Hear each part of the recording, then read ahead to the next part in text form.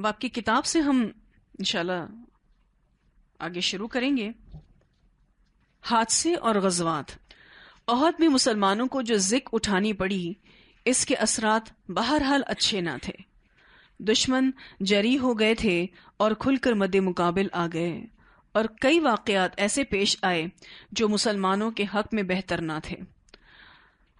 یہاں اہم واقعات کا ذکر کیا جا رہا ہے. یہاں جو پہلا واقعہ آ رہا ہے وہ رجی کا حادثہ ہے، لیکن اس رجی کے حادثے سے پہلے جو کہ صفر 4 ہجری میں ہوا تھا، اس سے پہلے جو محرم آیا تھا اس میں 2 ایسے سریے ہوئے کہ جن کا ذکر آپ کو کرنا ضروری ہے. آپ کی کتاب میں نہیں ہے لیکن اس کا ذکر ہم آپ سے کرنا چاہ رہے تھے. ایک سریہ ابو سلمہ اور دوسرا سریہ عبداللہ بن انیس. اب ابو سلمہ کو جانتے ہیں. کون ہے ابو سلمہ؟ ام سلمہ کے شوہر تھے، ٹھیک ہے، جو نبی اکرم صلی اللہ علیہ وسلم کی زوجہ بنی. ان کے پہلے شوہر یعنی ام سلمہ کے پہلے شوہر ابو سلمہ تھے. یہ رسول اللہ صلی اللہ علیہ وسلم کے پھوپھی زاد تھے اور آپ صلی اللہ علیہ وسلم کے رضائی بھائی بھی تھے. ابو سلمہ جو تھے رسول اللہ صلی اللہ علیہ وسلم کے رضائی بھائی بھی تھے. ان کو آپ صلی اللہ علیہ وسلم نے ایک سریہ کرنے بھیجا تھا. رسول اللہ صلی اللہ علیہ وسلم نے حمراء الاسد سے واپس آنے کے بعد ماہ شوال کے باقی ایام اور ذی قعدہ اور ذی الحجہ کے مہینوں میں مدینہ میں ہی قیام کیا. ماہ محرم کی ابتدا میں ایک آدمی مدینہ آیا اور رسول اللہ صلی اللہ علیہ وسلم کو یہ خبر دی کہ بنو اسد کے طلیحہ اور سلمہ نامی 2 آدمی جو خویلد کے بیٹے ہیں اپنی قوم اور اپنے پیروکاروں کو رسول اللہ صلی اللہ علیہ وسلم کے خلاف جنگ پر اکسا رہے ہیں. اب ایک تھے طلیحہ اور دوسرے سلمہ. یہ 2 بیٹے تھے خویلد کے جو رسول اللہ صلی اللہ علیہ وسلم کے خلاف ہو گئے تھے اور اپنی قوم کو اور اپنے پیروکاروں کو جنگ کے لیے اکسا رہے تھے. یہ سن کر رسول اللہ صلی اللہ علیہ وسلم نے ابو سلمہ کو بلایا اور ان کے ہاتھ میں علم جہاد دیا اور ان کے ساتھ تقریباً 150 مہاجرین و انصار کو بھیجا. ان میں ابو عبیدہ بن جراح، سعد بن ابی وقاص، اسید بن حضیر اور ابو نائلہ رضی اللہ عنہم جیسے مشہور صحابہ کرام تھے. رسول اللہ صلی اللہ علیہ وسلم نے ابو سلمہ رضی اللہ تعالی عنہ سے کہا کہ تم اس فوجی دستے کو لے کر نکلو، میں نے تمہیں اس کا ذمہ دار بنایا ہے، اور چلتے رہو یہاں تک کہ بنو اسد کے علاقے میں پہنچ جاؤ اور ان پر ان سب کے اکٹھا ہونے سے پہلے حملہ کر دو. ابو سلمہ رضی اللہ تعالی عنہ نے رسول اللہ صلی اللہ علیہ وسلم کے حکم پر لبیک کہا اور تیزی کے ساتھ چل پڑے اور ایک غیر مانوس راستہ اختیار کیا تاکہ دشمن کو ان کی آمد کی خبر نہ ہو.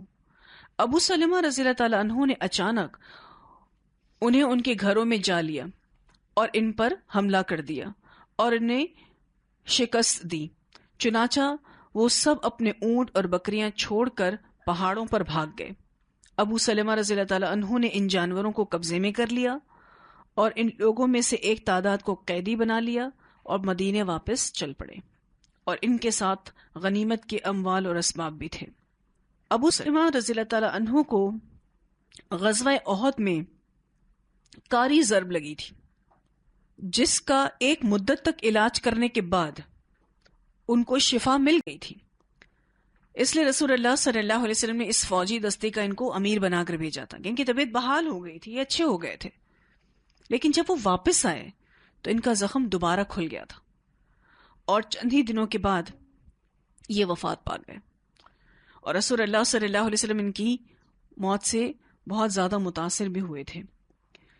ابو سلمہ رضی اللہ تعالیٰ عنہ ان مسلمانوں میں سے تھے جو ابو بکر، عثمان اور ارقم بن ارقم رضی اللہ عنہم کے ساتھ مسلمان ہوئے تھے، یعنی یہ سابقون الاولون میں تھے. بدری صحابہ میں سے تھے اور انہوں نے ہجرت حبشہ بھی کی تھی اور ہجرت مدینہ بھی کی. ان کے ساتھ ان کی بیوی ام سلمہ پہلے حبشہ کی طرف ان کے ساتھ ہجرت کرتی ہیں اور پھر مدینہ بھی ان کے ساتھ ہجرت کرتی ہیں. ان کی ہجرت کا واقعہ بھی ہم نے پڑھا تھا کہ جب ابو سلمہ اور ام سلمہ اپنے چھوٹے بیٹے کے ساتھ ہجرت کر رہے تھے تو اس پوری فیملی کو مشرکین مکہ نے تتر بتر کر دیا تھا. لیکن پھر اس کے ٹھیک 1 سال کے بعد ام سلمہ بھی پھر ہجرت کر گئی تھی. رسول اللہ صلی اللہ علیہ وسلم نے ام سلمہ سے ان کے شوہر ابو سلمہ کی وفات کے بعد شادی کر لی تھی. ان کی شادی کے حوالے سے تو میں نے تھوڑا سا آپ کو ذکر بھی کیا تھا کہ جب ابو سلمہ وفات پاتے ہیں تو آپ صلی اللہ علیہ وسلم نے ان کے لیے شادی کا پیغام بھیجا تھا. ان کی زندگی کا ایک چھوٹا سا واقعہ آپ کو بتانا چاہ رہی تھی. حضرت ام سلمہ رضی اللہ تعالیٰ عنہ ایک روز اپنے شوہر ابو سلمہ سے کہنے لگی کہ مجھے یہ بات پہنچی ہے کہ کسی عورت کا خاوند فوت ہو جائے اور وہ عورت اس کے بعد شادی نہ کرے تو اللہ تعالیٰ انہیں جنت میں ضرور جمع کر دے گا. ہم آپس میں عہد کر لیتے ہیں کہ ایک دوسرے کے مرنے کے بعد شادی نہیں کریں گے. حضرت ابو سلمہ رضی اللہ تعالیٰ عنہ نے پوچھا کہ کیا تم میری بات تسلیم کرو گی؟ بولی بالکل. حضرت ابو سلمہ رضی اللہ تعالیٰ عنہ نے کہا کہ جب میں فوت ہو جاؤں تو تم ضرور شادی کر لینا.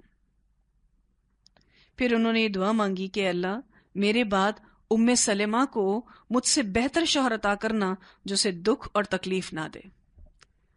یہ ابو سلمہ نے دعا کی تھی کہ اگر میں اس دنیا سے چلا جاؤں تو میری بیوی کو مجھ سے اچھا شوہر دینا جو اس کو دکھ اور تکلیف نہ دے.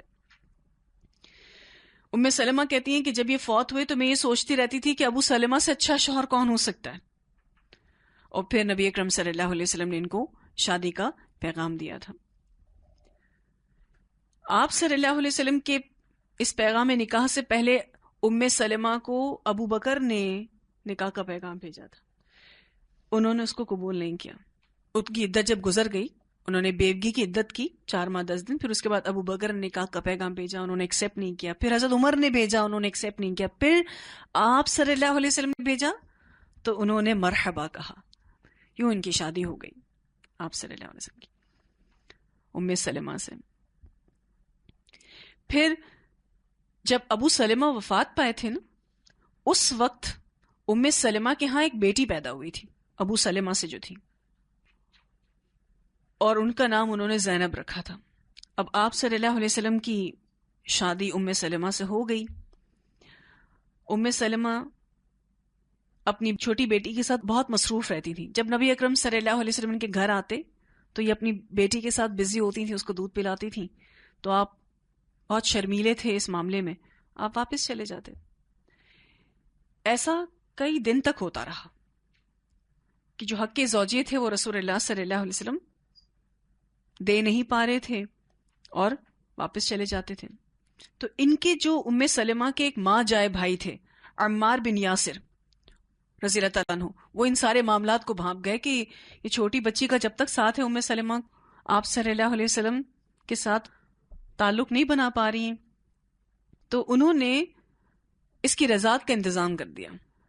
اور نبی اکرم صلی اللہ علیہ وسلم پھر آئے, تشریف لائے, کہا کہ وہ آپ کی چھوٹی بیٹی کہاں ہے؟ تو ام سلمہ کے پاس ایک خاتون کھڑی تھی قریبہ بنت ابو امیہ. انہوں نے کہا کہ عمار بن یاسر نے اسے گود لے لیا. ام سلمہ نے جواب نہیں دیا. ام سلمہ کے پاس ایک خاتون کھڑی تھی تو انہوں نے جواب دیا کہ عمار بن یاسر نے اس کو گود لے لیا. تو یوں ام سلمہ جو ہیں وہ ان کو نبی اکرم صلی اللہ علیہ وسلم یہ کہہ کر گئے کہ پھر آج کی رات میں آپ کے ساتھ رہوں گا. اور پھر وہ آئے تھے اور آپ صلی اللہ علیہ وسلم کے ساتھ انہوں نے وہ رات گزاری تھی. اور اس کے بعد نبی اکرم صلی اللہ علیہ وسلم نے ان سے کہا تھا کہ آپ میرے نزدیک بہت قابل احترام ہیں. ام سلمہ کو کہا تھا آپ صلی اللہ علیہ وسلم نے, اور اگر آپ چاہیں تو میں آپ کے پاس 7 دن قیام کروں, لیکن اس صورت میں پھر مجھے دیگر ازواج کے پاس بھی 7 دن گزارنے ہوں گے, اور اگر آپ چاہیں تو میں آپ کے پاس 3 دن قیام کروں اور پھر معمول کے مطابق میں آتا رہوں گا. تو ام سلمہ رضی اللہ تعالیٰ عنہا نے کہا تھا کہ آپ 3 دن میرے پاس رہیے. پھر اس سے آپ صلی اللہ علیہ وسلم نے ایک فقہ دی امت کو کہ اگر کوئی شخص غیر شادی شدہ عورت یعنی کنواری کے ساتھ شادی کرے تو وہ 7 دن لگاتار اپنی بیوی کے ساتھ گزارے, اور اگر بیوہ سے شادی کرے تو 3 دن اس کے لیے ہیں کہ ان کے پاس پھر 3 دن رہا جائے. جب سیدنا ابو سلمہ فوت ہوئے تھے تو رسول اللہ صلی اللہ علیہ وسلم ان کے پاس تشریف لائے تھے اور آپ نے ان کے لیے دعا کی تھی. خود ام سلمہ رضی اللہ تعالیٰ عنہ کہتی ہیں کہ ابو سلمہ کی وفات پر ان کی آنکھیں کھلی رہ گئی تھیں، تو آپ صلی اللہ علیہ وسلم نے اپنے ہاتھوں سے ان کی آنکھوں کو بند کیا تھا اور یہ کہا تھا کہ بے شک جب روح قبض کر لی جاتی ہے تو نگاہ اس کا پیچھا کرتی ہے، تو پھر آنکھیں بند کر دینی چاہیے۔ کہنے کا مطلب یہ تھا کہ آنکھیں پھر کھلی رہ جائیں تو بند کر دی جائیں۔ پھر آپ صلی اللہ علیہ وسلم نے ان کے لیے یہ بھی فرمایا تھا کہ اپنے لیے صرف بھلائی کی دعا کرو، اس لیے کہ تم جو کچھ کہہ رہے ہو فرشتے اس پر آمین کہہ رہے ہیں۔ پھر آپ صلی اللہ علیہ وسلم نے ابو سلمہ کے لیے باقاعدہ ان الفاظوں میں دعا کی تھی کہ اے اللہ ابو سلمہ کو بخش دے، ہدایت یافتہ لوگوں میں ان کا درجہ بلند فرما اور ان کے پسماندگان میں ان کا جانشین بن جا۔ اے تمام جہانوں کے پروردگار، ہمیں اور انہیں معاف فرما دے اور ان کے لیے ان کی قبر کو کشادہ اور منور فرما دے۔ اسے مسلم نے روایت کیا تھا۔ یہ رسول اللہ صلی اللہ علیہ وسلم نے ابو سلمہ کے لیے دعا کی تھی۔ پھر ایک دوسرا سریہ ہوا جس کا نام عبداللہ بن انیس تھا، محرم سن 4 ہجری میں ہوا۔ دیکھیں یہ بھی محرم میں ہو رہا ہے، وہ بھی سریہ ابو سلمہ جو تھا وہ بھی محرم میں ہوا اور یہ بھی محرم میں ہوا۔ 4 ہجری کی 5 تاریخ کو رسول اللہ صلی اللہ علیہ وسلم کے پاس یہ خبر آئی کہ خالد بن سفیان لوگوں کو جمع کر رہا ہے اور انہیں مسلمانوں کے خلاف ابھار رہا ہے۔ آپ صلی اللہ علیہ وسلم نے عبداللہ بن انیس رضی اللہ تعالیٰ عنہ کو بلایا۔ رسول اللہ صلی اللہ علیہ وسلم نے عبداللہ بن انیس رضی اللہ تعالیٰ عنہ کو اپنے منصوبے سے آگاہ کرتے ہوئے بیان کیا کہ مجھے خبر پہنچی ہے کہ خالد بن سفیان لوگوں کو مجھ سے جنگ کرنے کے لیے جمع کر رہا ہے اور وہ اس وقت نخلا یا اورانا میں ہے، تم اس کے پاس پہنچ جاؤ اور اسے قتل کر دو، مین لیڈر کو ہی تم قتل کر دو۔ رسول اللہ صلی اللہ علیہ وسلم کا یہ حکم سن کر عبداللہ بن انیس رضی اللہ تعالیٰ عنہ فوراً اس کی تعمیل کے لیے تیار ہو گئے، لیکن وہ خالد بن سفیان کی شکل و صورت سے ناواقف تھے، کبھی دیکھا ہی نہیں تھا خالد بن سفیان کو، اس لیے انہوں نے دریافت کیا کہ اللہ کے رسول صلی اللہ علیہ وسلم آپ مجھے اس کا کچھ حلیہ بتا دیں کہ وہ دیکھنے میں کیسا ہے۔ آپ صلی اللہ علیہ وسلم نے فرمایا کہ جب تم اسے دیکھو گے تو تمہیں شیطان کی یاد آ جائے گی، اور تمہارے اور اس کے بیچ کی یہ نشانی ہے کہ اسے دیکھ کر تم پر کپ کپی طاری ہو جائے گی۔ عبداللہ بن انیس رضی اللہ تعالیٰ عنہ بہت بہادر تھے، انہوں نے عرض کیا اے اللہ کے رسول صلی اللہ علیہ وسلم میں تو کبھی کسی چیز سے نہیں ڈرا۔ آپ صلی اللہ علیہ وسلم نے فرمایا کیوں نہیں، تمہارے اور اس کے درمیان ہی یہ علامت ہے کہ اسے دیکھ کر تم کو کپ کپی طاری ہو جائے گی۔ انہوں نے اس موقع پر نبی اکرم صلی اللہ علیہ وسلم سے کہا کہ اگر مجھے کوئی خلاف واقعہ بات کہنی پڑ جائے تو کیا میں کہہ سکتا ہوں؟ آپ نے فرمایا جو مناسب سمجھو کہہ لینا۔ ابھی ایک اکیلے بندے کو اتنے دشمن قسم کے انسان کو جا کے قتل کرنا ہے تو کوئی نہ کوئی تو تدبیر اپنانی تھی، تو اس کی پرمیشن پہلے سے لے لی انہوں نے کہ میں اگر کوئی خلاف واقعہ بات کروں، اشارہ اس طرف تھا کہ آپ صلی اللہ علیہ وسلم کے خلاف کوئی بات کروں تو مجھے اس کی اجازت ہے۔ آپ نے کہا جو مناسب سمجھو کہہ لینا۔ اب یہ تنہا اس مشن پر نکل گئے۔ عبداللہ بن انیس رضی اللہ تعالیٰ عنہ نے فوراً تیاری کی اور گلے میں صرف تلوار لٹکا کر اللہ کے بھروسے اکیلے اس مہم پر چلے گئے۔ یہ 5 محرم تھی، 4 ہجری۔ عبداللہ بن انیس رضی اللہ تعالیٰ عنہ نے وادی اورانا پہنچ کر اللہ کے دشمن خالد بن سفیان کو دیکھا، وہ بہت تکبر کے ساتھ چل رہا تھا اور اس کے پیچھے پیچھے احابیش تھے۔ احابیش حبشیوں کی جمع ہے، یہ یعنی جو اس کی فوج تھی وہ حبشیوں سے بھری ہوئی تھی۔ کہتے ہیں کہ جیسے ہی میں نے اسے دیکھا میں واقعی خوفزدہ ہو گیا اور رسول اللہ صلی اللہ علیہ وسلم کے فرمان کے مطابق مجھ پر کپ کپی طاری ہو گئی۔ اب یہ پہچان گئے کہ یہ وہی شخص ہے جس کو دیکھ کر میرے اندر وائبریشن ہو رہی ہے، کپ کپی ہو رہی ہے، میرے بدن سے پسینہ بہنے لگا، اور جو نبی اکرم صلی اللہ علیہ وسلم نے بیان فرمایا تھا میں نے اس کی روشنی میں یہ پہچان لیا کہ یہی وہ دشمن ہے، اور ان کو اس بات کا بھی احساس ہو گیا کہ اللہ اور اس کا رسول نے سچ فرمایا تھا، کیونکہ انہوں نے یہ جواب دیا تھا نا مجھے تو کسی سے ڈر نہیں لگتا۔ تو آپ صلی اللہ علیہ وسلم نے فرمایا تیرے اور اس کے بیچ کی علامت ہی یہی ہے کہ تجھے کپ کپی طاری ہو جائے گی. پھر اس کے بعد جو ہے یہ اب اپنے اس دشمن کی طرف جانا چاہ رہے تھے، دیکھ تو لیا تھا. اس دوران عصر کی نماز کا وقت ہو گیا. عصر کی نماز جیسے ہی ٹائم ہوا تو انہوں نے کہا کہ میں خالد بن سفیان کے پاس جانے سے پہلے کیوں نہ نماز ادا کر لوں، کہیں ایسا نہ ہو کہ میں اس سے ٹکرا جاؤں اور میری نماز تاخیر پر ہو جائے. تو انہوں نے چلتے چلتے سر کے اشارے سے نماز پڑھی، کیونکہ ہم سب یہ جانتے ہیں نا کہ اگر کسی مہم پر کوئی گیا ہوا ہے، کوئی جنگی مہم ہے، تو صلاۃ الخوف جو ہے وہ اشارے سے بھی پڑھی جا سکتی ہے. انہوں نے صلاۃ الخوف ادا کی اور آگے نکلے. اس سے صحابہ کرام کا نماز پر فوکس ہونا بھی پتہ چلتا ہے کہ وہ کسی صورت نماز چھوڑنا نہیں چاہتے تھے. اب یہ عصر کی نماز پڑھ لیتے ہیں اور پھر اس کے بعد دشمن کے پاس جاتے ہیں، خالد بن سفیان کے قریب پہنچتے ہیں. جیسے ہی وہ قریب پہنچے اس نے پوچھا یہ کون آدمی ہے؟ تو کہتے ہیں میں نے خود ہی جواب دے دیا کہ میں خزاع قبیلے کا آدمی ہوں، اور میں نے سنا ہے کہ آپ محمد صلی اللہ علیہ وسلم کے خلاف لشکر کو اکٹھا کر رہے ہیں، تو میں آپ کے پاس چلا آیا کہ آپ کے ساتھ میں بھی شامل ہو جاؤں. یہ سن کر اس نے کہا کہ ہاں میں یہی کام کر رہا ہوں. اس کے بعد عبداللہ بن انیس جو ہے وہ اس شخص کے ساتھ ساتھ چلتے رہے اور اسے باتیں کرنے لگے.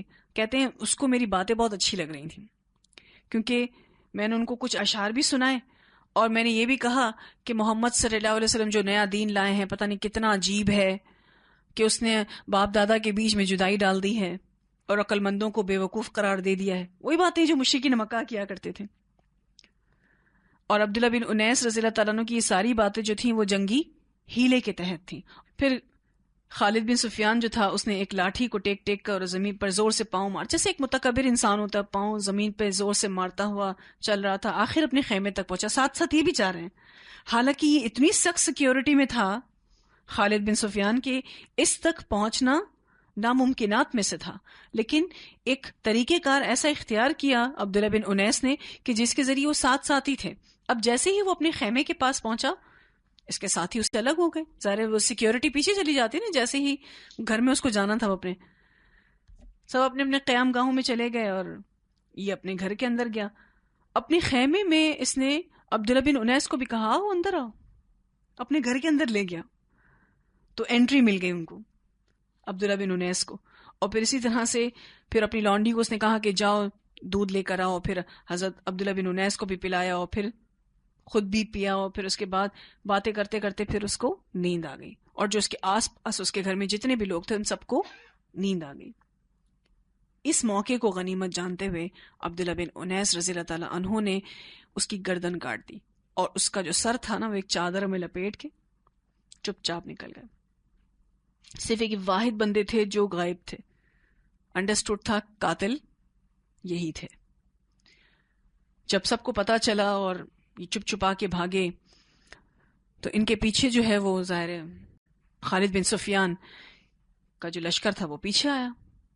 اب یہ ایک غار میں پناہ لیتے ہیں. وہاں اللہ تعالیٰ کی ایسی مدد آئی، غیبی مدد جس کو کہتے ہیں، کہ عبداللہ بن انیس جس غار میں روپوش ہوئے تھے، کیونکہ اگر وہ مستقل بھاگتے تو اس لشکر نے آ کے ان کو پکڑ لینا تھا. انہوں نے ایک غار میں پناہ لی. اس غار کے باہر مکڑی نے اپنا جالا تان لیا اور ایک شخص اس غار کی طرف آیا بھی، اور اس کے ہاتھ میں ایک بڑا سا پانی کا برتن تھا اور اس کے چپلیں تھیں، اس کے جوتے تھے. اب یہ عبداللہ بن انیس دیکھ رہے ہیں اس کو کہ اتنا قریب آ گیا ہے، اور اس نے کیا کیا کہ اپنا وہ جو پانی کا بڑا بوٹل، یہ تھرمس جس کو آپ کہتے ہیں نا، وہ پورا اس نے سائڈ پہ رکھا، اور جو اس کے ہاتھ میں 2 جوتے تھے وہ بھی سائڈ میں رکھے، اور غار کے ایک جانب پیشاب کرنے لگا. اب جو عبداللہ بن انیس تھے وہ کہتے ہیں کہ میں ننگے پیر تھا، میرے پاس چپلیں نہیں تھی، اور مجھے اتنی سخت پیاس لگی ہوئی تھی کہ میں تہامہ کی گرمی کو یاد کر رہا تھا. ایک علاقہ ہے تہامہ، بڑی گرمی پڑتی ہے ادھر. اب تھرمس اور جوتے وہیں رکھے اور اس کو وہیں چھوڑ کے چلا گیا اور کہا کہ یہاں کوئی نہیں ہے. تو ایک تو اللہ تعالیٰ نے عبداللہ بن انیس کو بچا لیا، دوسرا ان کو پیاس لگی تھی تو ان کو پانی مل گیا، ان کے پاس جوتے نہیں تھے تو ان کو جوتے مل گئے. تو یہ غیبی مدد تھی جو خاص طور پر ان کے لیے اللہ تعالیٰ نے اتاری. انہوں نے کہا کہ میں نے جی بھر کے پانی پیا، اللہ نے میری پیاس بھی بجھائی اور مجھے پہننے کو جوتے بھی مل گئے۔ پھر مدینہ واپس آئے اور رات کو سفر کرتے تھے اور دن میں کسی جگہ چھپ جاتے تھے، رات کو سفر کرتے تھے، دن میں کسی جگہ چھپ جاتے تھے۔ 23 محرم کو واپس آئے۔ کب نکلے تھے؟ 5 محرم کو۔ تقریباً 18 دن مدینہ سے باہر رہے، تنہے تنہا، اور آ کے نبی اکرم صلی اللہ علیہ وسلم کو ملنا چاہ رہے تھے۔ تو جو چہرہ بتا رہا تھا تو آپ صلی اللہ علیہ وسلم نے فرمایا یہ چہرہ کامیاب رہا، یعنی یہ مہم پوری کر کر آیا ہے۔ انہوں نے جواب دیا کہ اللہ رسول آپ کا چہرہ بھی کامیاب رہا۔ اور پھر خالد بن سفیان کا سر نکال کر رسول اللہ صلی اللہ علیہ وسلم کے سامنے رکھ دیا کہ یہ آپ کا یہ ٹاسک جو آپ نے مجھے دیا تھا یہ میں نے پورا کیا۔ پھر آپ صلی اللہ علیہ وسلم نے ان کو ایک تحفہ دیا، ایک لاٹھی کا تحفہ دیا۔ نبی اکرم صلی اللہ علیہ وسلم نے ان کو کہا کہ یہ لاٹھی اپنے پاس سنبھال کر رکھنا۔ سیدنا عبداللہ بن انیس رضی اللہ تعالیٰ عنہ کے لیے بڑی سعادت اور اعزاز کی بات تھی۔ خوشی خوشی وہ یہ تحفہ لے کر لوگوں کے پاس آئے تو لوگوں نے پوچھا یہ لاٹھی کیسی ہے؟ تو یہ جو صحابی تھے عبداللہ بن انیس، انہوں نے بڑے فخر سے جواب دیا کہ یہ مجھے اللہ کے رسول صلی اللہ علیہ وسلم نے عطا فرمائی ہے اور حکم دیا ہے کہ میں اسے اپنے پاس محفوظ رکھوں۔ لوگوں نے ان سے کہا کہ آپ صلی اللہ علیہ وسلم کے پاس آپ واپس جا کے پوچھتے کیوں نہیں کہ آپ کو یہ کیوں دی ہے آپ صلی اللہ علیہ وسلم؟ پھر وہ آپ صلی اللہ علیہ وسلم کے پاس آئے اور پوچھا کہ آپ نے مجھے یہ لاٹھی کس مقصد کے تحت دی ہے؟ آپ صلی اللہ علیہ وسلم نے فرمایا کہ یہ میرے اور تمہارے درمیان روز قیامت نشانی ہوگی، بے شک اس دن بہت کم لوگ ہوں گے جو سہارا لینے والے ہوں گے۔ چنانچہ عبداللہ بن انیس رضی اللہ تعالیٰ عنہ نے اس لاٹھی کو اپنی تلوار کے ساتھ جوڑ لیا اور یہ لاٹھی زندگی بھر ان کے پاس رہی۔ جب ان کی وفات کا وقت قریب آیا تو انہوں نے اپنے گھر والوں کو یہ وصیت کی کہ یہ لاٹھی ان کے کفن میں لپیٹ کر ان کے ساتھ ہی دفنا دی جائے۔ چنانچہ ایسا ہی کیا گیا تھا۔ اسے مسند احمد نے روایت کیا ہے۔ تو یہ دوسرا سریہ تھا جس کا نام سریہ عبداللہ بن انیس تھا۔ پھر اس کے بعد کچھ واقعات اور بھی ہوئے کہ جس کا اب انشاءاللہ آپ کی کتاب سے ذکر ہوگا۔ رجی کا حادثہ سفر 4 ہجری میں یہ پیش آیا تھا۔ یہ محرم کے بعد کا اگلا مہینہ۔ ازل اور کارا قبائل کے کچھ لوگ نبی اکرم صلی اللہ علیہ وسلم کے پاس آئے اور ذکر کیا کہ ان کے اندر اسلام کا چرچا ہے، لہٰذا آپ انہیں دین سکھانے اور قرآن پڑھانے کے لیے کچھ لوگوں کو بھیج دیجیے۔ آپ صلی اللہ علیہ وسلم نے عاصم بن ثابت رضی اللہ تعالیٰ عنہ کی امارت میں 10 صحابہ رضی اللہ عنہم کو روانہ کر دیا۔ جب یہ لوگ رجی پہنچے تو انہوں نے ان کے ساتھ غداری کی اور قبیلہ حذیل کی ایک شاخ بنو لحیان کو ان پر چڑھا لائے۔ ان کے تقریباً 100 تیر اندازوں نے انہیں ایک ٹیلے پر جا گھیرا، یعنی ان 10 صحابہ کرام کو جو ٹیچرز تھے ایک طرح سے ان کو گھیر لیا گیا۔ پھر عہد و پیما دیا کہ اگر وہ اتر آئیں تو انہیں قتل نہ کریں گے۔ عاصم نے اترنے سے انکار کر دیا اور رفقا سمیت ان سے جنگ شروع کر دی۔ اب ان 10 صحابہ کرام میں سے 7 مارے گئے جبکہ 3 باقی رہے۔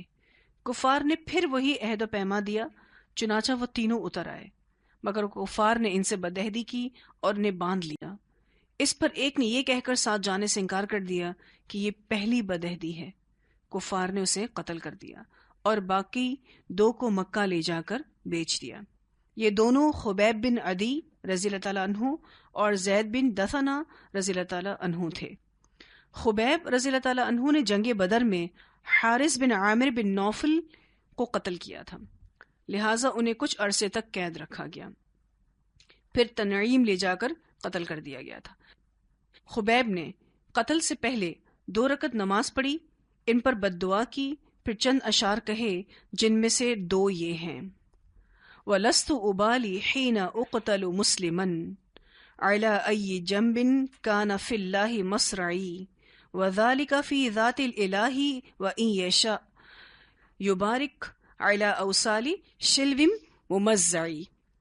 میں مسلمان مارا جاؤں تو مجھے کچھ پرواہ نہیں کہ اللہ کی راہ میں کس پہلو پر قتل ہوتا ہوں، اور یہ تو اللہ کی ذات کے لیے ہے، اور اگر وہ چاہے تو بوٹی بوٹی کیے ہوئے اعضاء کے جوڑ جوڑ میں برکت دے دے۔ یعنی بہت زیادہ اللہ کی ذات سے پر امید تھے کہ اللہ مجھے اگر اپنے راستے میں شہادت کا مرتبہ دے گا تو میرے جوڑ جوڑ میں اللہ برکت عطا کرے گا۔ اس کے بعد ابو سفیان نے حضرت خبیب رضی اللہ تعالیٰ عنہ سے کہا، یہ ابو سفیان وہی ہیں جو اس وقت مسلمان نہیں ہوئے ہیں، انہوں نے کہا حضرت خبیب رضی اللہ تعالیٰ عنہ سے کہ کیا تمہیں یہ بات پسند آتی ہے کہ تمہارے بدلے محمد صلی اللہ علیہ وسلم ہمارے پاس ہوتے، ہم ان کی گردن مارتے اور تم اپنے اہل و عیال میں ہوتے؟ انہوں نے کہا واللہ مجھے تو یہ گوارا نہیں کہ میں اپنے اہل و عیال میں ہوتا اور اس کے بدلے محمد صلی اللہ علیہ وسلم کو جہاں آپ ہوں وہیں پر کوئی کانٹا بھی چبھ جاتا اور وہ آپ کو تکلیف دیتا۔ میں تو کانٹا چبھنے کی تکلیف بھی رسول اللہ صلی اللہ علیہ وسلم پر گوارا نہیں کرتا۔ پھر حارث بن عامر کے بیٹے نے انہیں اپنے باپ کے بدلے قتل کر دیا۔ باقی رہا زید بن دثنہ رضی اللہ تعالیٰ عنہ کا معاملہ، تو انہوں نے غزوہ بدر میں امیہ بن محرز کو قتل کیا تھا، لہٰذا انہیں اس کے بیٹے صفوان بن امیہ نے خرید کر اپنے باپ کے بدلے قتل کیا۔ بعض کتب میں ابو سفیان اور حضرت خبیب رضی اللہ تعالیٰ عنہ کی مذکورہ بالا گفتگو حضرت زید بن دثنہ رضی اللہ تعالیٰ عنہ کی طرف منسوب کر دی گئی ہے۔ خیر یہ اللہ بہتر جانتا ہے کہ کس سے یہ گفتگو ہوئی تھی، لیکن تھے اس وقت یہی دو صحابہ کرام جو بچے ہوئے تھے۔ حادثے کے بعد قریش نے بعض آدمی بھیجے کہ حضرت عاصم رضی اللہ تعالیٰ عنہ کے جسم کا کوئی ٹکڑا لائیں، لیکن اللہ نے بھیڑوں کا جھنڈ بھیج دیا۔ اس شہد کی مکھی کی طرح پیلے رنگ کا ایک کیڑا ہوتا ہے، اس کا پورا جھنڈ اللہ تعالیٰ نے بھیج دیا جنہوں نے ان کی حفاظت فرمائی۔ حضرت عاصم رضی اللہ تعالیٰ عنہ نے اللہ سے یہ عہد کر رکھا تھا کہ ان کی زندگی میں نہ انہیں کوئی مشرک چھوئے گا اور نہ وہ کسی مشرک کو چھوئیں گے، تو اللہ نے وفات کے بعد بھی اس عہد کا پاس رکھا کہ جیسے ہی مشرکین مکہ ان کی لاش کو اٹھانے آئے تو اللہ تعالیٰ نے بھیڑوں کا ایک جھنڈ بھیج دیا کہ اس کے قریب نہیں آ سکے۔ پوری طرح سے حضرت عاصم کو کور کر لیا تھا اس کیڑے کے پورے ایک جھنڈ نے کہ وہ مشرکین قریب بھی نہیں آ سکے۔ تو اللہ تعالیٰ نے ان کی اس بات کو بھی پورا کیا، حالانکہ یہ اب حیات نہیں تھے، مرنے کے بعد بھی اللہ تعالیٰ نے ان کے اس عہد کا پاس رکھا کہ کوئی مشرک ان کو چھو نہ سکا۔ باقی انشاءاللہ واقعات کو ہم اگلی کلاس میں دیکھیں گے۔ آج کے لیے بس سیرت کا اتنا ہی حصہ کافی ہے۔ وآخر دعوانا الحمد للہ رب العالمین، سبحانک اللہم وبحمدک، نشہد ان لا الہ الا انت، نستغفرک ونتوب الیک۔ سبحان ربک رب العزت عما یصفون، وسلام علی المرسلین، والحمد للہ رب العالمین۔ الہی آمین۔